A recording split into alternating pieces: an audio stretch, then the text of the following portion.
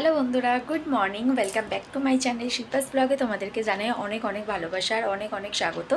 আশা করছি তোমরা সবাই ভালো আছো, সুস্থ আছো। আমিও ভালো আছি, সুস্থ আছি। আজ অনেক দিন পর আমি ব্লগ ভিডিওর জন্য ইন্ট্রো শ্যুট করছি।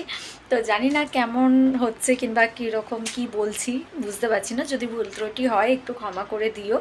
আর আজকের ভিডিওটা একটু অন্যরকম হবে। আজকে আর বাড়িতে রান্না বান্না সেরকম কিছু তোমাদের সাথে শেয়ার করব না। ভিডিওটা একটু অন্যরকম হবে, তো তোমরা ভিডিওটা স্কিপ না করে পুরো ভিডিওটা কন্টিনিউ দেখো, তাহলে বুঝতে পারবে যে আমি কোথায় যাচ্ছি, কি করছি না করছি, সেটা পুরোটাই ভিডিওর মধ্যে তোমাদের সাথে শেয়ার করব। তো চলো আজকের ভিডিওটা এখান থেকে স্টার্ট করা যাক। আর ভিডিওটা কেমন লাগলো অবশ্যই কিন্তু কমেন্ট করতে ভুলো না। আর যারা এখনও পর্যন্ত আমার চ্যানেলকে সাবস্ক্রাইব করোনি, ঝটপট করে যাও, কি করছো এখনও, চ্যানেলটাকে সাবস্ক্রাইব করে দাও, পাশে থাকা বেল আইকনটা বাজিয়ে দাও, যাতে আমার দেওয়ার ভিডিও নোটিফিকেশান তোমাদের কাছে আগেই পৌঁছে যায়। তো চলো লেটস স্টার্ট। সেদিন দুপুরবেলা বেরিয়ে পড়েছিলাম দুজন মিলে একটা জায়গায় যাওয়ার জন্য, একটা গন্তব্যস্থলে যাওয়ার জন্য। আমাদের মাথাতেই ছিল যে আমরা সেখানেই পৌঁছাবো। তো সেখানে যাওয়ার জন্য ট্রেনে উঠে গেছি, ট্রেনে করে যাচ্ছি। এরপরে যাব হচ্ছে লঞ্চে করে। তো সেই ভিডিওটাও তোমাদের সাথে শেয়ার করছি, দেখো।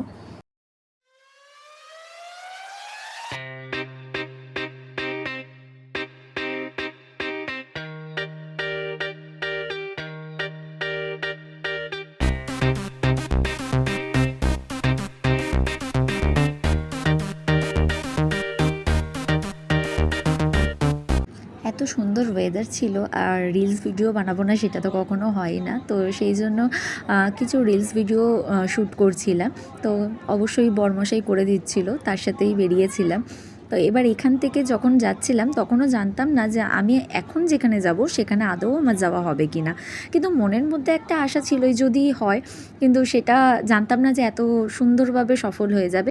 এখানে মাঝিরা মাছ ধরে তারা গন্তব্যস্থলে আসার জন্য ফিরছিল, মানে বাড়ির দিকে ফিরছিল।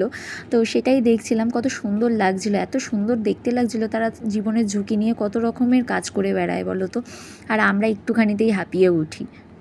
এটা দেখতে দেখতে কখন যে এই আশ্চর্য ঘটনাটা ঘটে যাবে আমার সাথে, আমি কখনো কল্পনাও করতে পারিনি। সেদিন হঠাৎ করেই বড়মশাই বলল যে চলো এখানে যখন এসছি, নৈহাটিতে এসছি, বড়মার সাথে দেখা করে যাই, বড়মাকে পুজো দিয়ে যাই। এইটা যে আমার কাছে কতটা বড় পাওয়া, আমি হয়তো কাউকে ভাষায় প্রকাশ করে বোঝাতে পারবো না।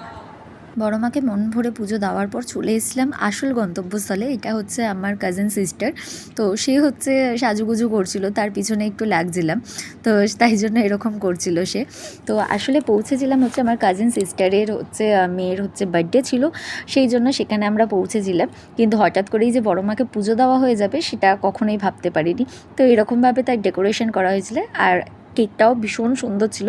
কেকের ভিডিও, রিলস ভিডিও তোমরা আগেই দেখে নিয়েছো, কিন্তু সত্যি বলছি এখনও যখন আমি ভয়েস ওভার করছি খুবই সুন্দর ছিল, আর খুব ইয়াম্মি খেতেও ছিল কেকটা। তো কেমন লাগলো ভিডিওটা অবশ্যই কিন্তু কমেন্ট করে জানিও। এবার হচ্ছে আমার কাজিন সিস্টারকে তোমরা দেখতেই পাবে যে সে তার হ্যাপি বার্থডেতে কেক কাটছে। তো তোমরা সবাই তাকে একটু উইশ করো, আর বড়রা তাকে আশীর্বাদ করো, সে যাতে জীবনে খুব ভালো মানুষ হতে পারে।